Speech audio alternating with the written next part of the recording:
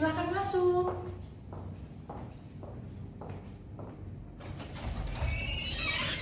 Dengan Imelda ya? Iya. Mari.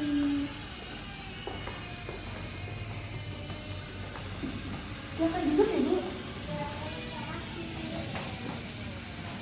Selamat pagi, Bu Imelda. Pagi. Oke, sebelumnya terima kasih karena telah meluangkan waktu untuk wawancara seleksi pimpinan ini. Nah, perkenalkan, saya sendiri Bella Christina sebagai HRD di PT Indofood. Dan sebelum wawancara dimulai, mungkin saya ingin memberikan beberapa pertanyaan kepada Anda. Pertanyaan pertama, apakah Anda bersedia untuk di video selama proses wawancara berlangsung? Saya bersedia. Oke, pertanyaan kedua, apakah Anda bersedia untuk tidak menyebarluaskan segala proses dalam wawancara ini? Iya, saya bersedia.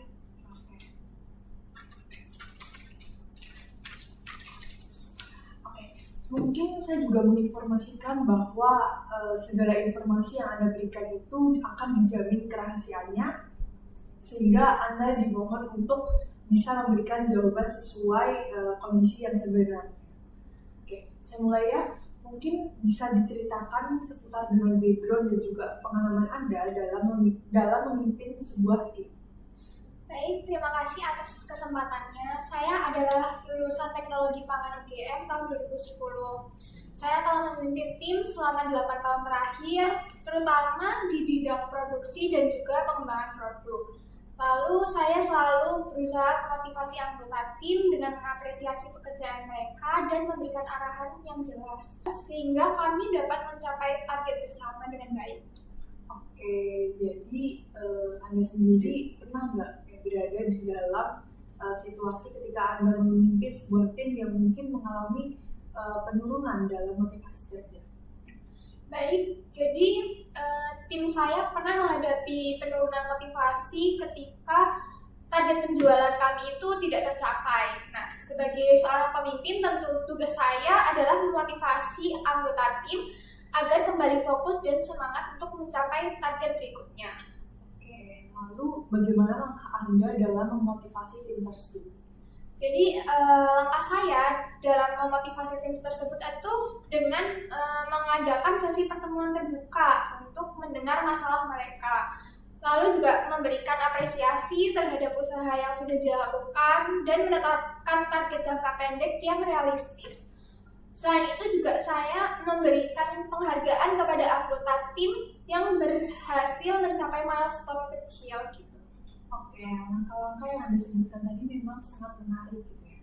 Salah satunya adalah pertemuan terbuka. Bisa Anda jelaskan lebih rinci mungkin tentang bagaimana pertemuan terbuka itu bisa membantu dalam memecahkan masalah? Jadi dalam pertemuan terbuka itu saya memberikan ruang bagi anggota tim untuk berbicara secara terbuka tentang tantangan yang mereka hadapi. Nah, salah satu masalah utama yang terungkap itu adalah kurangnya komunikasi antar divisi yang menghambat alur kerja. Saya kemudian mengatur mingguan lintas divisi untuk memperbaiki hal ini. Oke, jadi ketika masalah kurangnya komunikasi antar divisi itu terungkap, lalu bagaimana Anda memastikan bahwa pertemuan mingguan lintas divisi itu bisa efektif? Jadi saya memastikan pertemuan mingguan ini memiliki agenda yang jelas dan dipimpin secara terstruktur. Kami juga memulai dengan membahas tantangan yang dihadapi oleh setiap divisi, kemudian mencari solusinya secara bersama-sama gitu. Selain itu juga saya mendorong setiap divisi untuk menunjuk seorang perwakilan sebagai penghubung yang memastikan komunikasi kami itu tetap lancar di luar pertemuan. Lalu apa hasil konkret dari pertemuan terbuka dan juga mingguan lintas divisi itu terhadap kinerja tim atau proyek Anda? Jadi hasilnya itu sangat positif ya. Proyek yang sebelumnya sering tertunda karena miskomunikasi dapat selesai tepat waktu.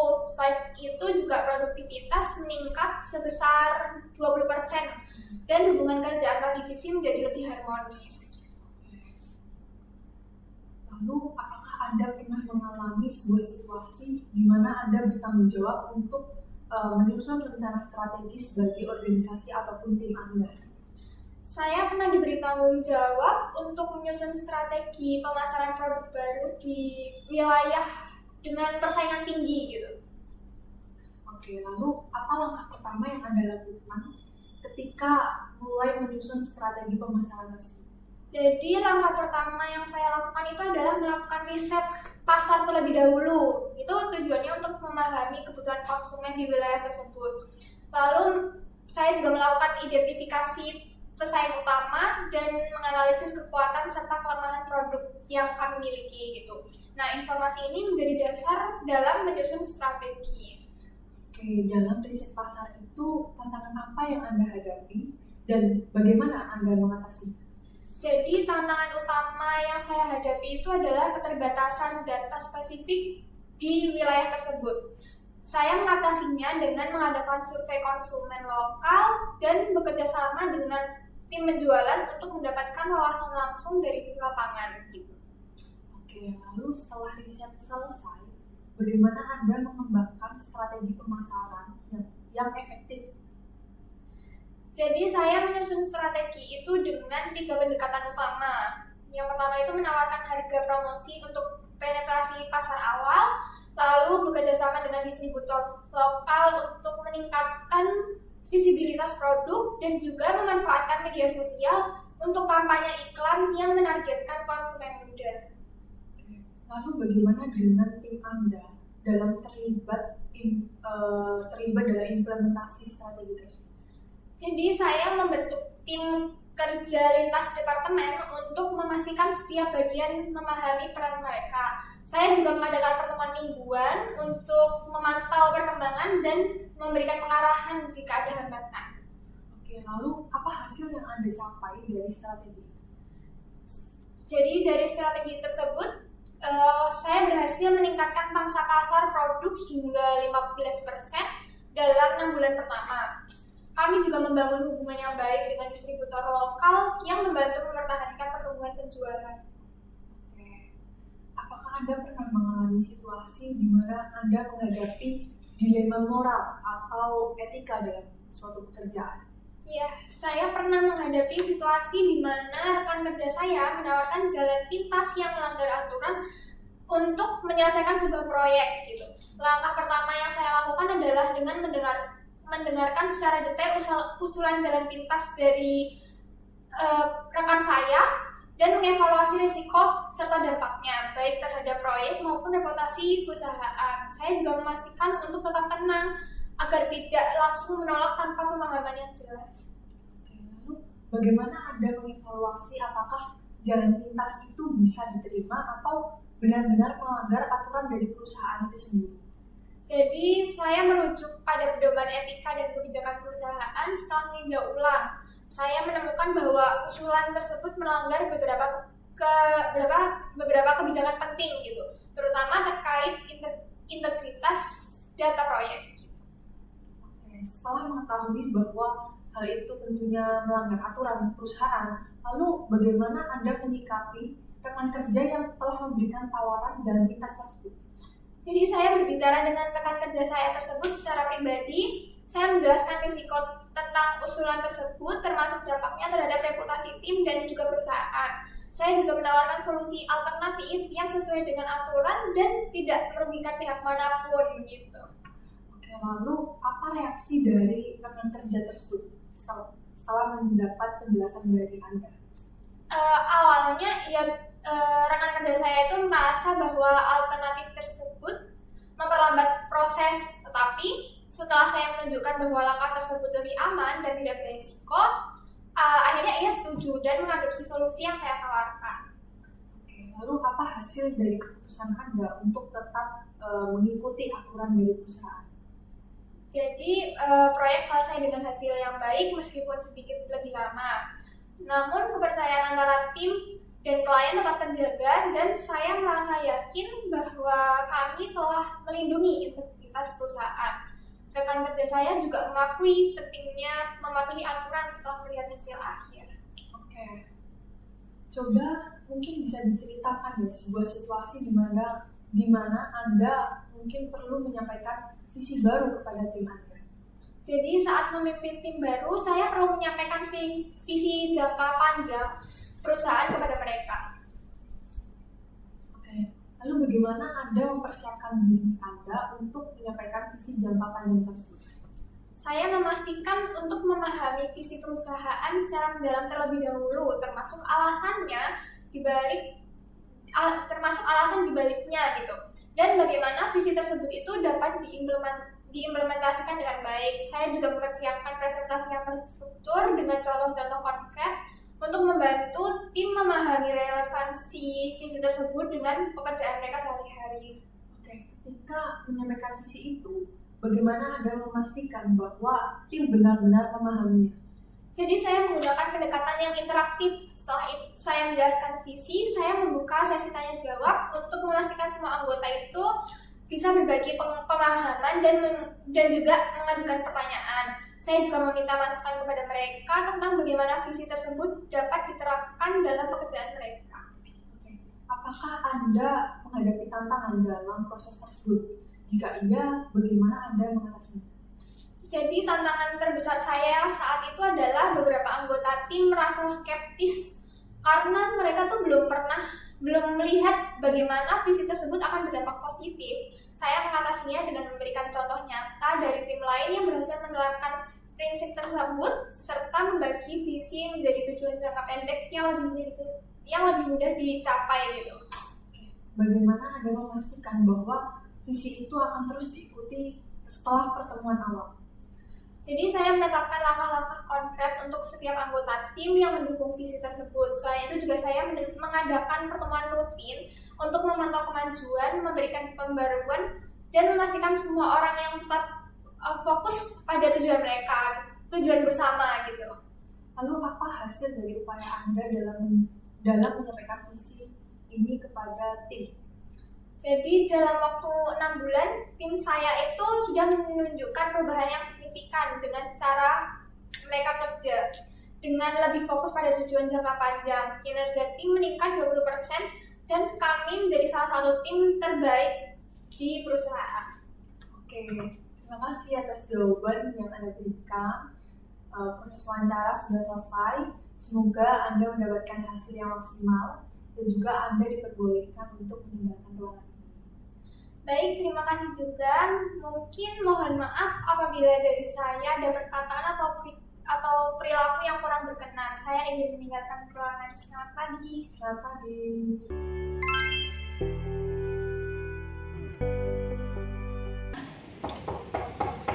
Iya, silakan masuk.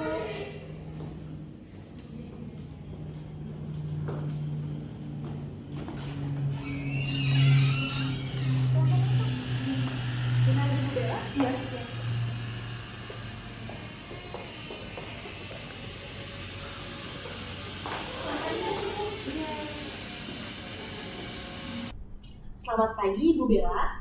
Pagi. Terima kasih sudah meluangkan waktu untuk wawancara seleksi manajer ini. Perkenalkan, saya Azra selaku HRD di PT Indofood. Sebelum wawancara dimulai, saya ingin memberikan beberapa pertanyaan kepada Anda. Apakah Anda bersedia untuk di video selama proses wawancara berlangsung? Saya bersedia. Selanjutnya, apakah Anda bersedia untuk tidak menyebarkan segala proses yang dalam wawancara ini? Bersedia.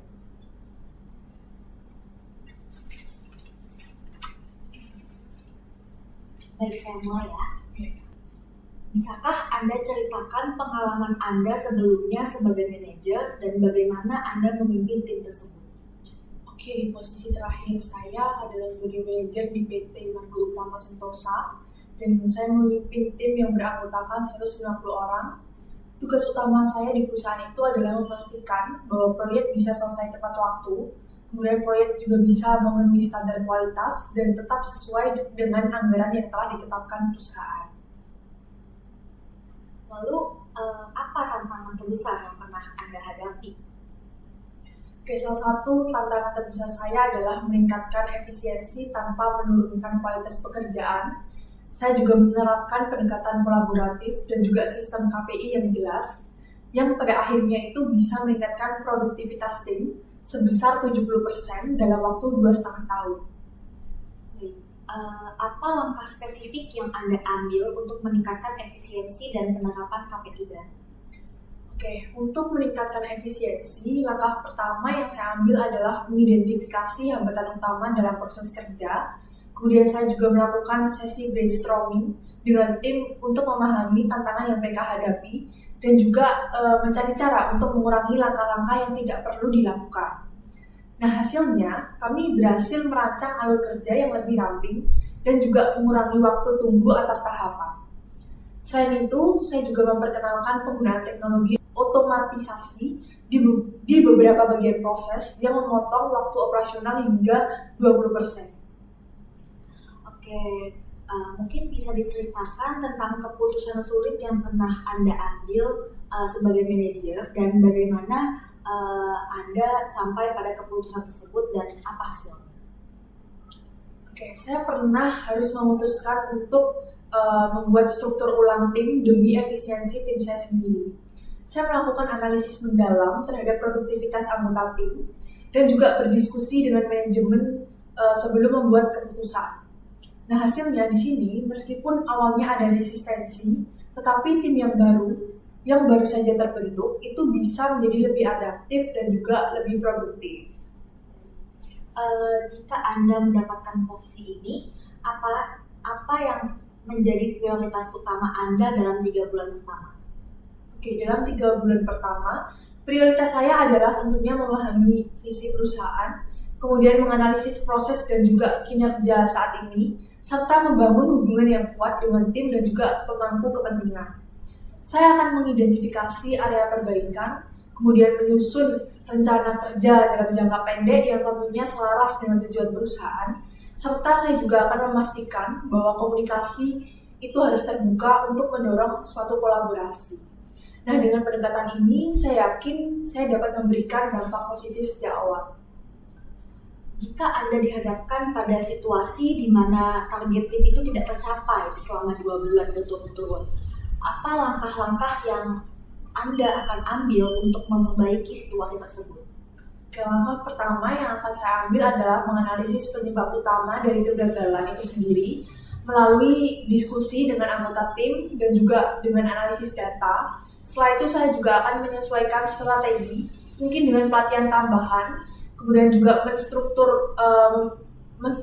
ulang tanggung jawab dan juga menyesuaikan target agar lebih realistis. Nah, di sini saya juga akan memastikan bahwa komunikasi itu harus jelas untuk menjaga semangat dan juga solidaritas dari tim itu sendiri. Oke. Bagaimana Anda memastikan bahwa strategi yang Anda terapkan itu efektif dan memberikan hasil yang Anda harapkan? Oke, saya akan memastikan efektivitas strategi tentunya dengan menerapkan KPI yang jelas dan juga memantau progres secara rutin. Nah, evaluasi ini juga dilakukan melalui pertemuan berkala untuk meninjau hasil dan juga mengatasi tantangan. Nah, jika diperlukan, saya akan menyesuaikan strategi dan juga alokasi sumber daya. Selain itu, saya juga akan memberikan feedback secara konsisten untuk memastikan bahwa tim itu tetap bisa termotivasi dan juga fokus pada tujuan. Bagaimana Anda memastikan tim itu tetap termotivasi selama proses evaluasi dan penyesuaian strategi? Saya menjaga motivasi tim dengan menciptakan komunikasi yang transparan dan juga mengapresiasi setiap kontribusi mereka, sekecil apapun itu. Dan saya juga memastikan bahwa setiap anggota tim itu bisa memahami peran mereka dalam mencapai tujuan bersama, sehingga mereka bisa merasa dihargai. Selain itu, saya juga akan memberikan dukungan yang diperlukan seperti pelatihan atau sumber daya tambahan, dan juga selalu membuka ruang untuk masukan mereka.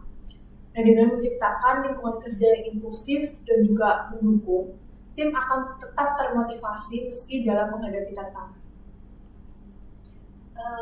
Bagaimana Anda menangani situasi ketika ada anggota tim yang memang kurang berkontribusi atau tidak memenuhi ekspektasi Anda?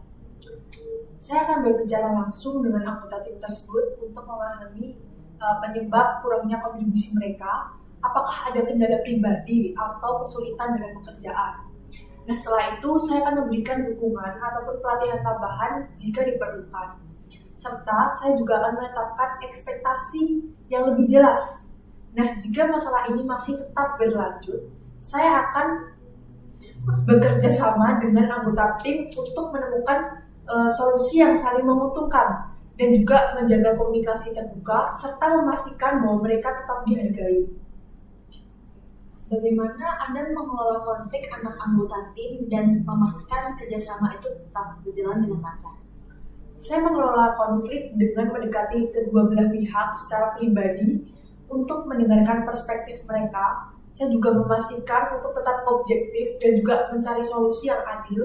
Setelah itu, saya akan memfasilitasi diskusi terbuka di tim untuk menyelesaikan suatu masalah dengan fokus pada pemecahan masalah dan juga menjaga keharmonisan. Nah, di sini saya juga akan menekankan bahwa penting sekali untuk saling menghargai dan juga komunikasi yang baik serta mendukung budaya kolaborasi agar konflik itu bisa diselesaikan dengan cara yang sesuai atau konstruktif. Apa yang Anda lakukan untuk terus meningkatkan keterampilan kepemimpinan Anda? Saya akan terus meningkatkan keterampilan kepemimpinan saya dengan mengikuti pelatihan-pelatihan dan juga seminar terkait dengan manajemen, serta membaca buku atau artikel yang relevan. Selain itu, saya juga akan aktif dalam mencari umpan balik dari tim dan juga kolega untuk mengetahui area yang perlu diperbaiki. Nah, saya juga akan belajar dari pengalaman, baik kesuksesan maupun kegagalan, untuk menjadi pemimpin yang lebih efektif. Bagaimana Anda mengukur keberhasilan Anda dalam peran Anda sebagai manajer?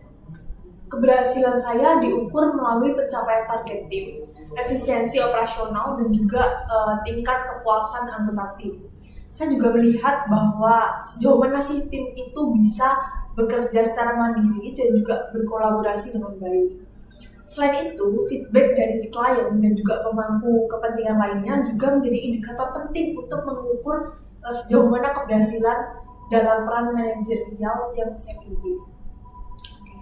Bagaimana Anda memastikan bahwa tim Anda itu tetap fokus pada tujuan jangka panjang? Saya memastikan tim tetap fokus pada tujuan jangka panjang dengan mengkomunikasikan visi dan misi perusahaan dengan jelas. Kemudian saya juga akan menghubungkan setiap tugas harian dengan tujuan besar tersebut. Saya juga akan menetapkan milestone yang terukur dan juga melakukan evaluasi rutin untuk memastikan bahwa memang kemajuan itu tetap sesuai dengan jalur perusahaan. Selain itu, saya juga selalu mengingatkan tim akan pentingnya kontribusi mereka terhadap keberhasilan jangka panjang. Apa yang Anda akan lakukan jika menghadapi tekanan atau tenggat waktu yang ketat? Saya akan tetap tenang dan juga fokus dengan memprioritaskan tugas-tugas penting saya. Kemudian saya juga akan mengorganisasi pekerjaan tim dengan jelas dan juga efisien. Serta memastikan bahwa semua anggota tim itu bisa memahami peran dan juga tanggung jawab mereka. Dan jika diperlukan, saya akan mendelegasikan tugas untuk memastikan bahwa pekerjaan itu bisa selesai tepat waktu tanpa mengorbankan kualitas. Oke, terima kasih atas jawaban yang Anda berikan. Proses wawancara sudah selesai. Semoga Anda mendapatkan hasil yang terbaik. Anda diperbolehkan untuk meninggalkan ruangan. Baik, terima kasih juga. Mungkin mohon maaf apabila dari saya ada perkataan dan juga perilaku yang kurang berkenan. Dan saya izin untuk meninggalkan ruangan. Selamat pagi.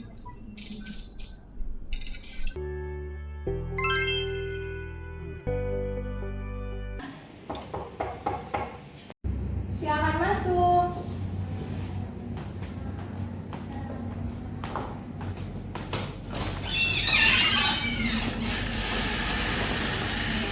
Ini Bu Azra? Iya.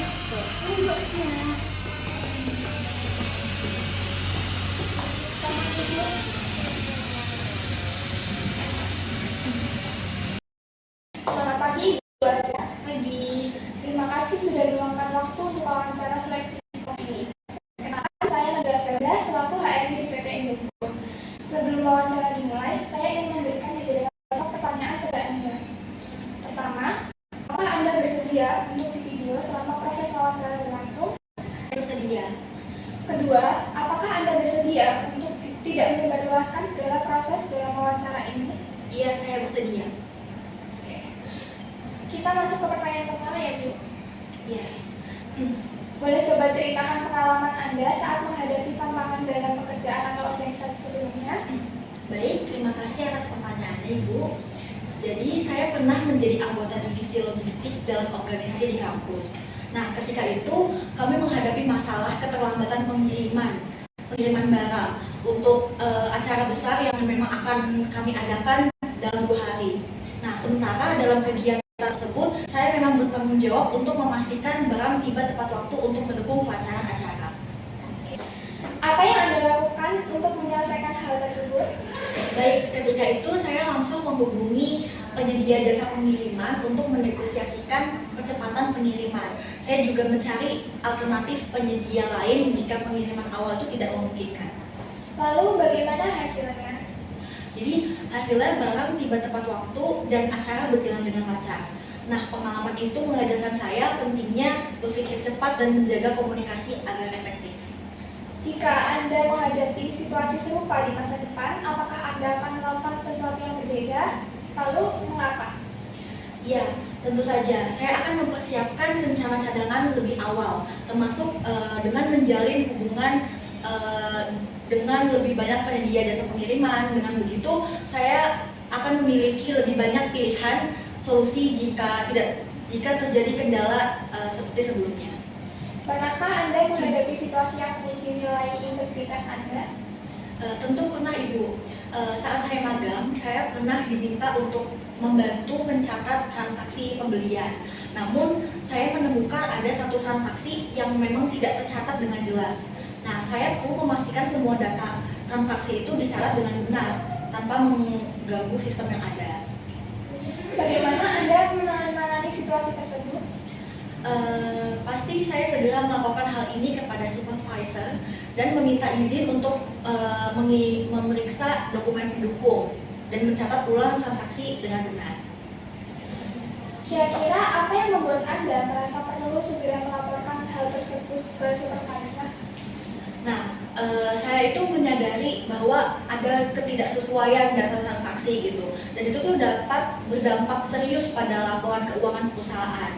Jadi dengan melaporkannya, saya itu bisa lebih memastikan masalah tersebut tuh ditangani dengan cepat dan tepat gitu, tanpa harus mempengaruhi sistem kerja lainnya. Lalu, pernahkah Anda berada dalam situasi di mana laporan Anda mungkin beresiko merugikan diri sendiri? Lalu, apa yang Anda lakukan? Pernah, saat saya harus melaporkan kesalahan yang ternyata dilakukan oleh teman saya sendiri, awalnya saya merasa berat, tetapi saya menyadari juga bahwa menjaga kepercayaan perusahaan itu lebih penting. Setelah saya melaporkan, saya juga mendukung teman saya untuk membantu mencari solusi bersama. Oke, baik. Coba ceritakan pengalaman Anda bekerja dalam tim untuk mencapai tujuan bersama dan apa peran Anda. Oke, saya pernah menjadi anggota tim proyek untuk lomba inovasi makanan, dan di situ kami harus menyelesaikan prototipe produk dalam waktu yang singkat. Nah, di situ saya berperan untuk memastikan bahan baku itu tersedia dan membantu uji coba produknya. Lalu bagaimana Anda menyelesaikan hal tersebut dan bagaimana hasilnya? Pada saat itu saya berinisiatif untuk membagi tugas dengan detail agar setiap anggota itu tahu perannya, dan saya juga membantu mencari solusi ketika ada kendala teknis dalam proses uji coba gitu. Tim kami berhasil juga menyelesaikan prototipe itu tepat waktu dan meraih juara kedua dalam lomba tersebut. Oke, baik. Lalu bagaimana Anda membangun komunikasi yang efektif di dalam tim untuk mencapai tujuan bersama? Jadi saya selalu memastikan ada diskusi terbuka gitu di setiap pertemuan, di mana semua anggota tim itu merasa nyaman saat menyampaikan pendapat dan masalah mereka. Selain itu juga saya menggunakan grup komunikasi online untuk memastikan semua informasi itu disampaikan secara real time dan tidak ada yang tertinggal. Pernah nggak Anda menghadapi anggota tim yang kurang kooperatif? Kira-kira bagaimana Anda mengatasi hal tersebut? Tentu pernah Ibu. Salah satu anggota tim saya memang ada yang sulit untuk mengikuti jadwal karena sibuk dengan tugas lainnya. cara saya itu yaitu dengan cara mendekatinya secara pribadi untuk memahami kendalanya. Lalu saya menawarkan bantuan dalam membagi tugas yang lebih realistis seperti itu. Setelah itu dia bisa menjadi lebih kooperatif dan proyek kami selesai dengan tepat waktu. Oke, sekarang coba ceritakan pengalaman di mana Anda harus mengambil inisiatif untuk menyelesaikan masalah tanpa arahan langsung. Ketika saya saat magang, saya tuh melihat dokumen inventaris yang memang belum diperbarui gitu selama beberapa minggu. Nah, sehingga data itu kan tidak sesuai dengan kondisi stok yang ada di gudang. Nah, di situ saya merasa perlu memperbarui data tersebut agar pekerjaan tim itu menjadi lebih efisien. Lalu bagaimana Anda melakukannya? Saya mengecek stok gudang secara langsung dan saya mencocokkannya dengan laporan dan memperbarui data di sistem. Nah, saya juga melaporkan hasil pembaruan ini kepada atasan. Hasilnya, data inventaris menjadi lebih akurat dan supervisor itu memuji inisiatif saya dalam menangani masalah tersebut. Kira-kira apa yang mendorong Anda untuk mengambil inisiatif tanpa arahan langsung dari atasan? Baik, saya percaya bahwa pekerjaan yang tertunda itu memang dapat berdampak buruk pada tim secara keseluruhan. Dengan mengambil inisiatif tersebut, saya merasa dapat membantu tim dan memastikan pekerjaan berjalan dengan lebih efisien tanpa harus menunggu arahan. Pernahkah keputusan yang Anda ambil secara mandiri mendapatkan kritik, lalu bagaimana Anda menanggapi kritik tersebut? Tentunya pernah. Ketika saya memperbarui data stok tanpa berkonsultasi terlebih dahulu, supervisor saya itu memberi kritik tentang pentingnya koordinasi sebelum membuat keputusan besar gitu. Jadi saya menerima kritik itu dan mulai memastikan bahwa setiap langkah signifikan itu dikomunikasikan terlebih dahulu agar lebih baik di masa depan. Bagaimana Anda belajar keterampilan baru untuk mendukung pekerjaan Anda? Coba ceritakan pengalaman Anda.